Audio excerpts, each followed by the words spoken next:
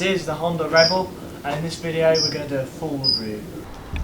This is a 471cc two-cylinder motorcycle which you can ride on your A2 licence. One of the first things I noticed about this bike was how cool it looks.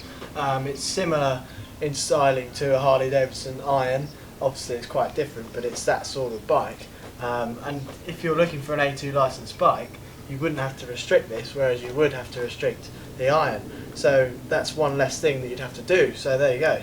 Now, I really like the look of this bike. It's got big fat tyres, it's all blacked out, it comes in red as well, but it looks every bit the part, and I tell you what, if you turned up on this it would be pretty cool.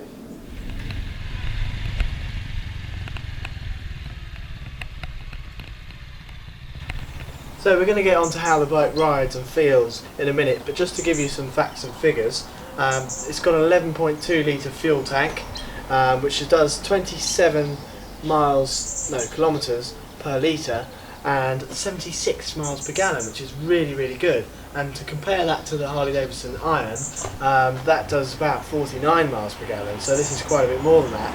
And you'll get a range of about 187 miles. Obviously it depends on how hard you ride it, which also is 302.4 kilometres.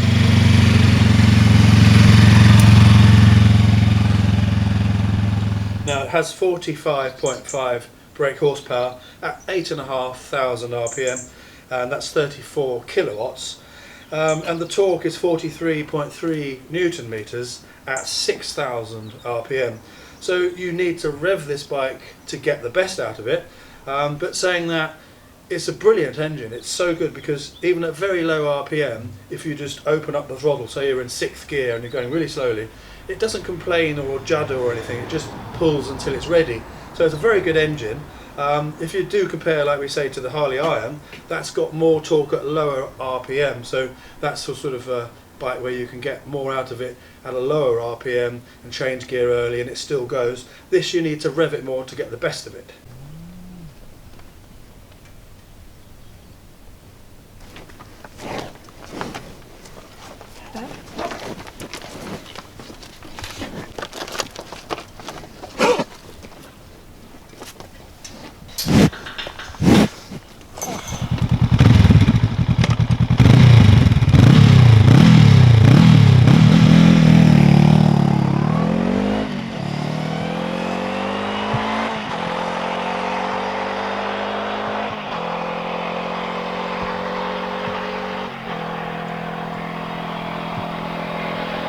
So this bike's got a 2-into-1 exhaust, which sounds pretty decent for a standard exhaust.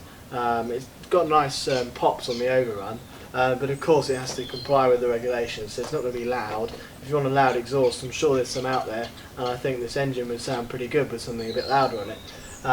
It's also got a assist/slipper clutch, which of course assists you in the changing of gears, and also when you're downshifting it stops that back wheel locking up, so that's good. Now it's got a wheelbase of 1,490 millimeters, so it's not a big bike. The rake, that's the angle of the forks, actually the headstock, but it's basically the angle the forks come out at, is 28 degrees, and the trail, you need to look that up, it's complicated, but basically that's the steering geometry. The trail is 110 degrees. So the two measurements combined with a shortish wheelbase mean it's a very agile and nimble bike, and it wants to turn quite easily. This bike's got a seat height of 690 millimeters, and the old man's definitely too big for this. It looks okay on me, but ideally it's for someone who's about 5'6" to 5'8". I'm 6'1". I'm sure it probably looks too small for me. It is quite a small bike, but either way it's still easy to ride, and it's perfectly capable of, if you are taller, getting on it, but it is quite a small bike. This bike only weighs 191 kilos, and it does feel really light.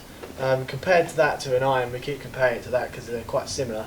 That weighs 256 kilos, so you do notice that this is quite a bit lighter, and with this it's got slightly less horsepower than the Iron, but I'd say it's probably just as quick because of the power to weight ratio. So although you have to rev it a bit more to get the power out of it, it's probably just as quick, if not maybe a little bit quicker than the Iron.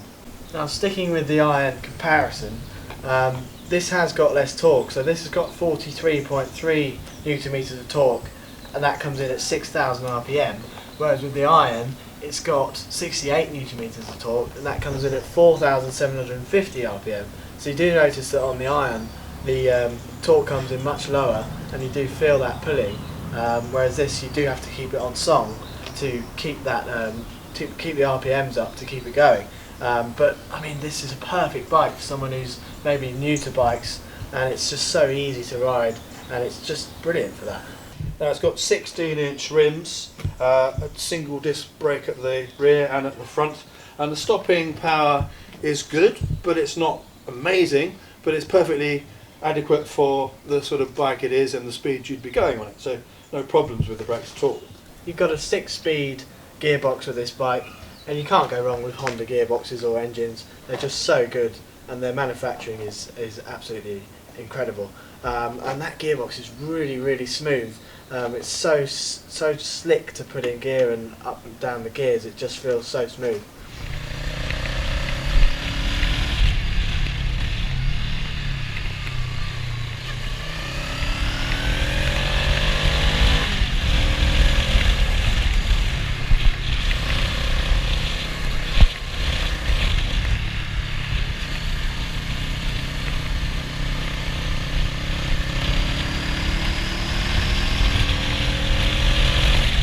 Now this Rebel is really easy to ride and lovely to ride. It's a good fun motorcycle.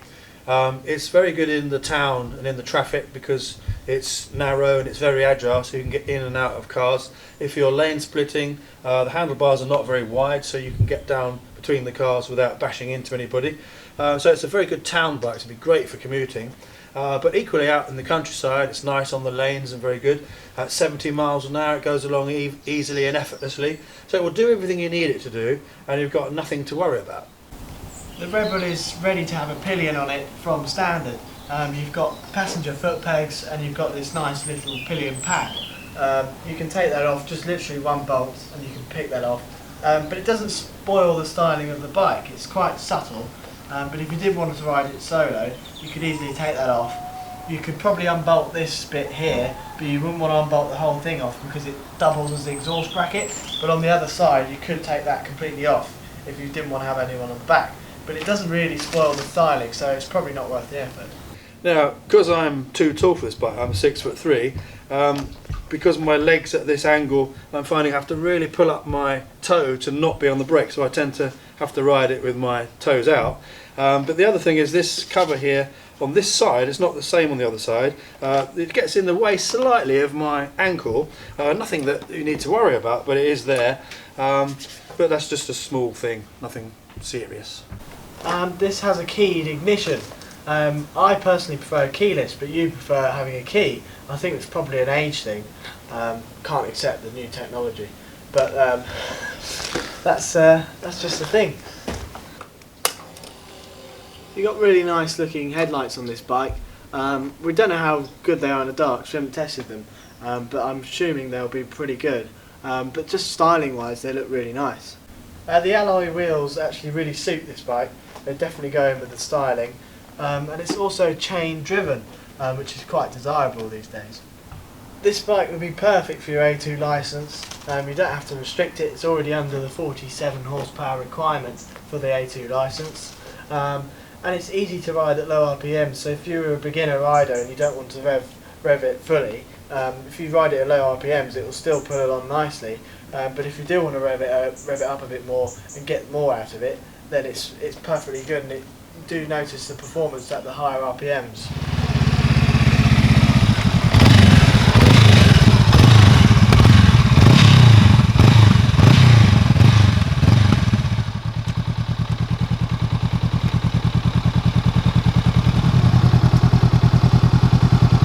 Now, one thing I noticed about this bike, it's all blacked out, but this cover down here, so many bikes nowadays have a sort of brown colour for some unknown reason. No matter what the colour of the bike is, this bit is brown, but on this it's black, and it looks right. So I don't know where this trend has come from for these weird brown covers, but pleased that this bike hasn't got it.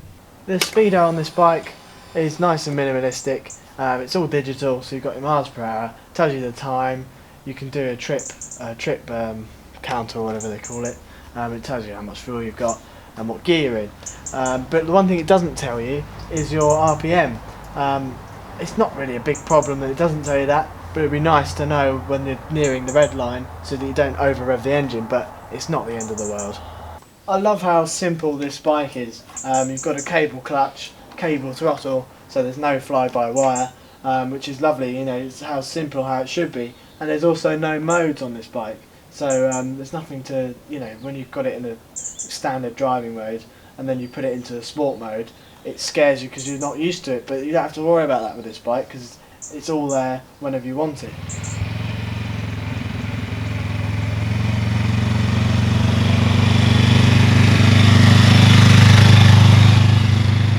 So, to summarise this Honda Rebel, for an A2 licensed bike there's a lot to choose from, but there's a lot of really ugly A2 licensed bikes out there, and there's not very many that look as cool as this. So to be honest with you, I would say this is something that you really want to get if you want a cool looking bike, whether you're in the town or the countryside.